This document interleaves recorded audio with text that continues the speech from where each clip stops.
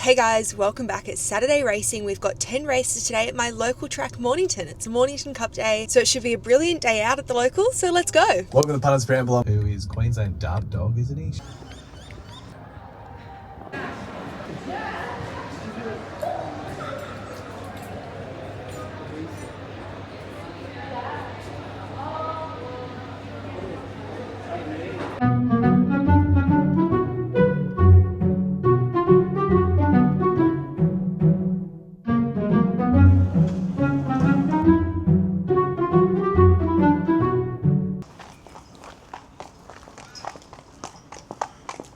So here we are in the Mornington pre-parade. So I actually do the mounting yard at the pre-parade because the Mornington mounting yard's really tricky to see the horses. I don't like the angles and I can't really get a good view of them, just the way it's shaped. And I'm too short and you have to stand on the stairs and it just doesn't work for me. So I try and look at the horses in the pre-parade. Obviously the struggle with this is not all of the horses actually parade in the pre-parade. I just have to hope they do. And if I don't get to see a horse properly that I really need to assess, I can go and look at them in the mounting yard as a bit of a backup, but I definitely prefer to assess them here. So at Mornington, you'll find me in the pre-parade.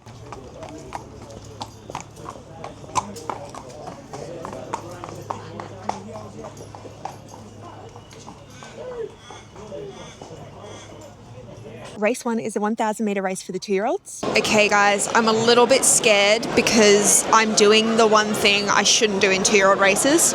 So it's probably going to backfire on me. Anyway, I'm backing a horse that's immature mentally in a 2-year-old race, which, I can just see it happening already.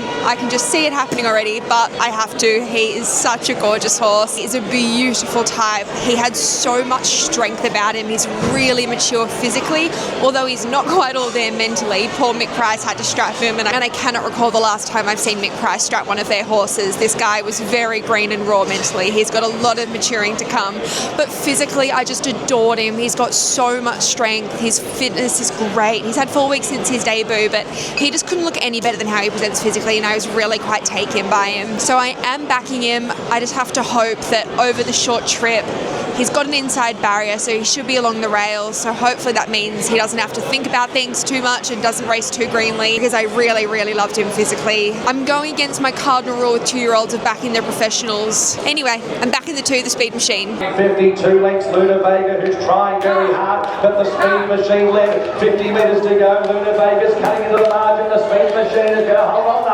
Aptly named, but I think Luna Vega. Yay, our pick of the yard won the first, thank goodness. He raced like the ultimate professional. He got the rail, so I think it's really important with a 2-year-old, if they are a bit green mentally, that they get the rail, because it's a really good guide for them. They don't have to think about it too much. And he led as well, so that really helps. It's only when they actually have to do something and think about something, that's when things can go really haywire. But if he's leading on the rail, then that means he doesn't have to think about it, so then it's just relying on his physical ability. And like I said, I loved him physically, so terrifically he'd get the win in the first. Race 2 is a 1,000 metre benchmark 74.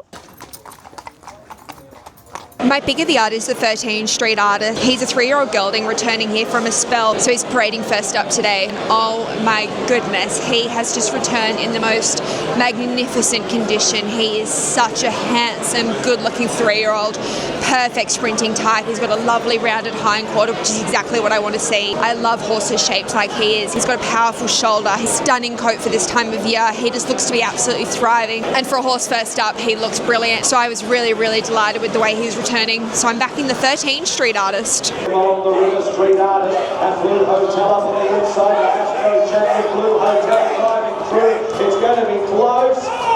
Oh, it's a head bobbing. We finished 4th, unfortunately, and the winner we actually backed last start first up. I really loved the way she returned first up. I didn't like her as much today, but she was very good up the rail.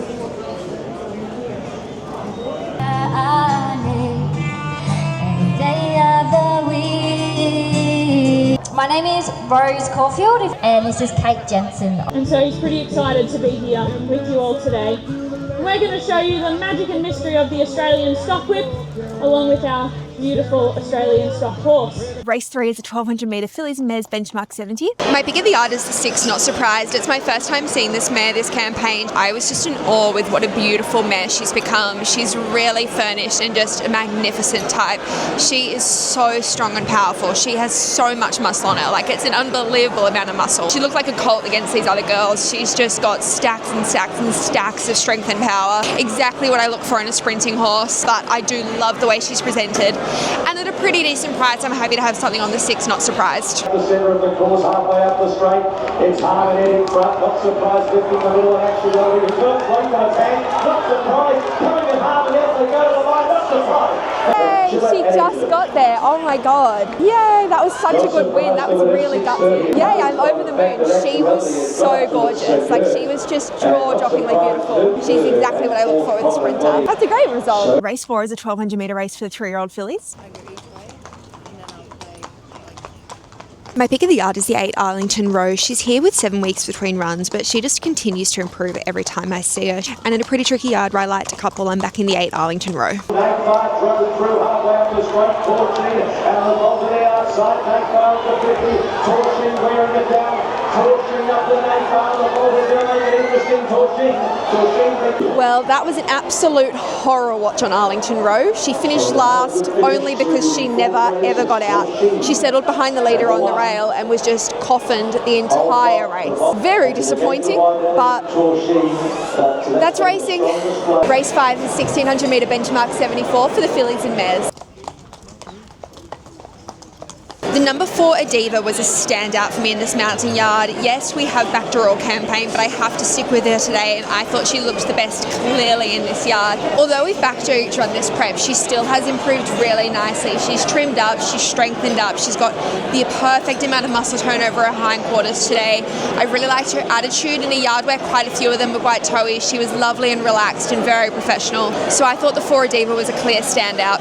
Who needs it out badly, Hareeba this time doing together. Halfway up the straight, Seafall is still coming in, Bob to the outside, Seafall gets to Hareeba, Seafall who's over 1-1 comes away and Seafall won. She was very disappointing, unfortunately. No excuses there. Just shit. Race 6 is 1600 metre benchmark 84. My pick of the yard is the 6 Angry Skies. He's here deep into his preparation, but I think it's the best I've seen him look in a while. He looked outstanding here. He was moving really nice and fluently. He had a great stride on him today, and he's also quite purposeful and bright in his attitude. I thought he had a stunning coat. He's fit, strong. I just thought there was a bit of intent with the way he paraded today. So at a bit of a price, I'm back in the 6 Angry Skies, but I do concede the favourite Wonder Boy looked really good for him. It's probably the fittest I've seen him look. He's a really big, gross, strong horse who holds a lot of excess condition, but he had great muscle tone today, so he looked really good for him.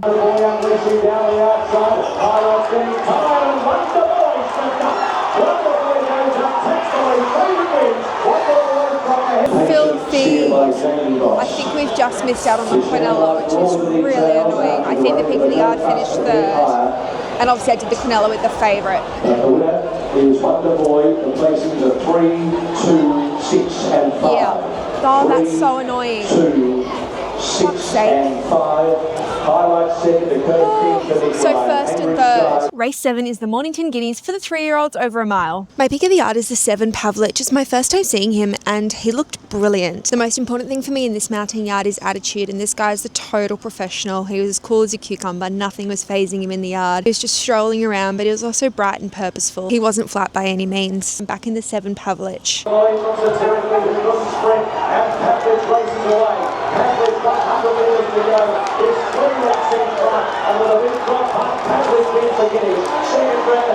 Yay! Well, our pick of the yard was a very impressive winner. That was a huge win by Pavlich in the Guineas. That was phenomenal.